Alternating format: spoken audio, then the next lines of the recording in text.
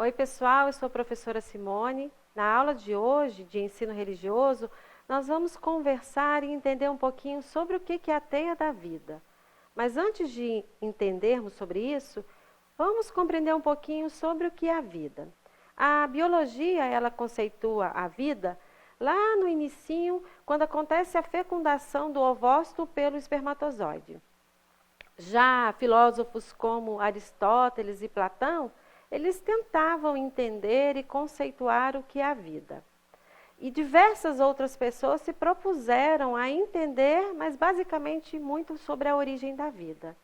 Mas o que há um consenso é a gente saber que tanto poetas, músicos e artistas, eles tentam trazer uma clareza, uma beleza, uma leveza para o entendimento do que é a vida. Já para a religião, a vida acaba se tornando um mistério, porque as religiões abordam de maneiras diferentes sobre o que é a vida, sobre qual é a função de nós estarmos aqui nessa terra. Depois que a gente morre, será que teremos ou não uma outra vida? E eu queria trazer um conceito aqui muito diferente para vocês.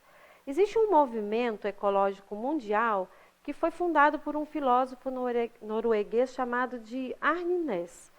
Ele considera uma visão a partir de relações entre os organismos, pensamos aí entre os seres humanos, os animais, os vegetais, entre os sistemas sociais, entre a igreja que você frequenta, a família, a escola, a comunidade e a relação disso tudo formando os ecossistemas. Mas pensamos assim, que quando estamos estudando sobre a teia da vida, todas as formas de vida no planeta, elas fazem parte de um todo. Você já viu um arco-íris? O quão feliz a gente fica quando a gente está lá vendo um arco-íris? E quando se faz um afago num cachorrinho, num gatinho ou num animal de estimação? Ver a floração do ipê aqui na nossa cidade esse ano foi linda, né? Nós víamos aí ipê florido para todos os lados da cidade. E como é irradiante a alegria de ver uma criança sorrindo. Nesse momento de pandemia, do distanciamento social, como é que faz falta um abraço apertado? Mas diversas são as ações que a gente pode fazer no nosso dia a dia que traz a mesma sensação de um abraço gostoso. E, gente, nesse momento agora, nessa época de setembro aí, experimente ver um pôr de sol. Como é lindo, né? Nuvens alaranjadas, o sol partindo, isso traz uma sensação de muita paz. E ainda sobre a vida, a gente pode buscar explicação nas diferentes religiões e bases filosóficas. Mas o consenso entre todas elas é de que a vida é sagrada, de que você tem uma tarefa a ser cumprida, de que você tem uma responsabilidade sobre o seu corpo e que você tem algumas ações que você tem que fazer no seu dia a dia para você se conectar com o que é divino, com Deus. E aí nós podemos parar para pensar, e aí a sua própria vida, ela é sagrada para você? No seu dia a dia? Como é que você se relaciona contigo mesmo? Você é bondoso contigo? Você se conhece? Você tem um processo de autocuidado diariamente ou você fica aí trabalhando só processo de culpa, de raiva dos outros, de raiva do mundo? Não é verdade? Há uma coisa que se pensar. Mas tentamos entender então agora o que seria a teia da vida. Eu, você, nós todos, né? Somos partes de um ecossistema. Dependemos um dos outros para que possamos nos manter vivos e assegurar a continuidade da vida. Nessa época agora que nós estamos vivendo, a teia da vida ela se faz assim, mais presente do que nunca. No distanciamento social, no respeitar, no saber as normas de segurança, no retorno às aulas presencial, como é que a gente deve se portar. E não só isso também, gente. Vivemos agora um momento de racionamento de água.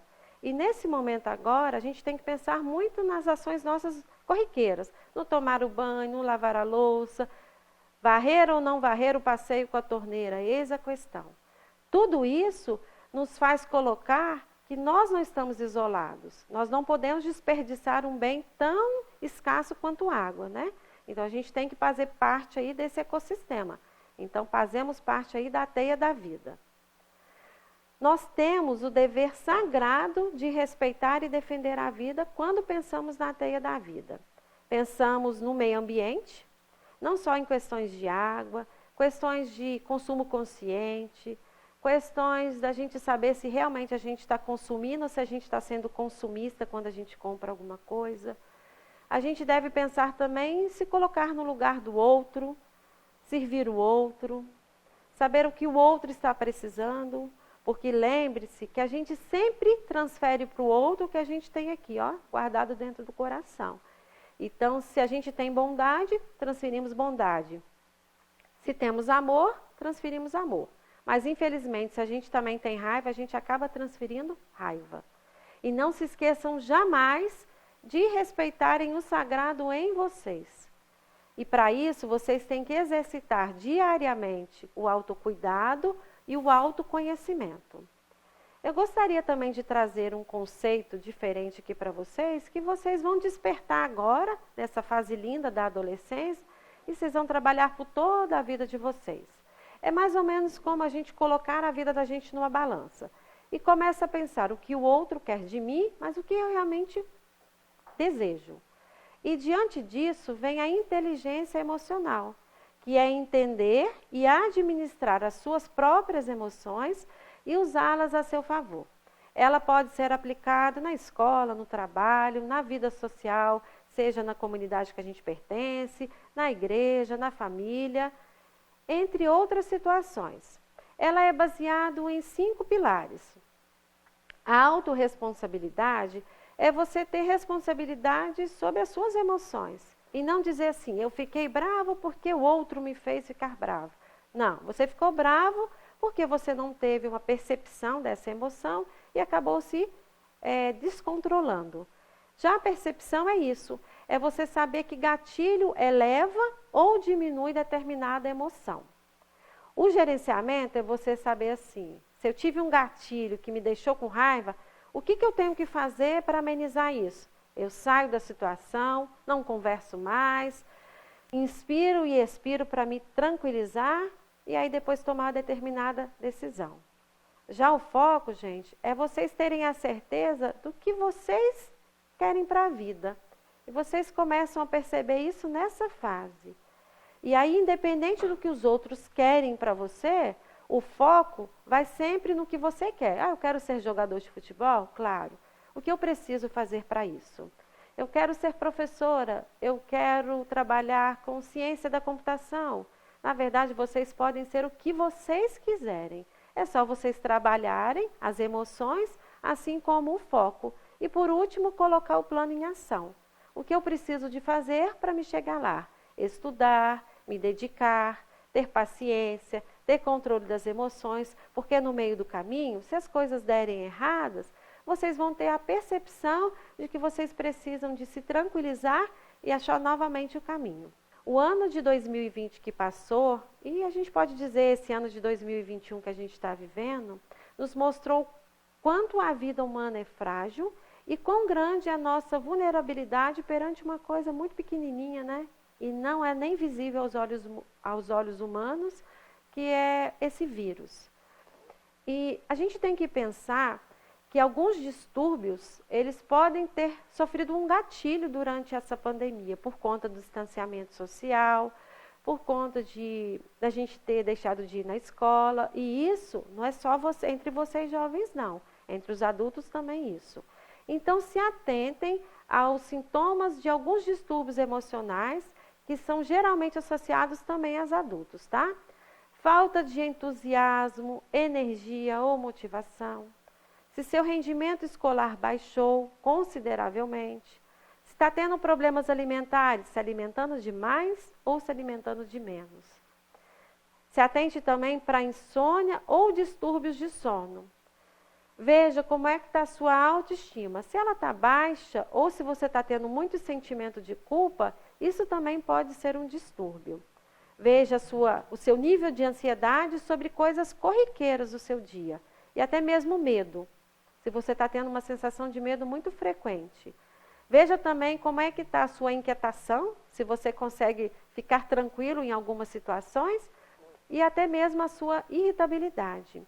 Estudos mostram que a depressão relacionada à pandemia, ela afetou também crianças e adolescentes.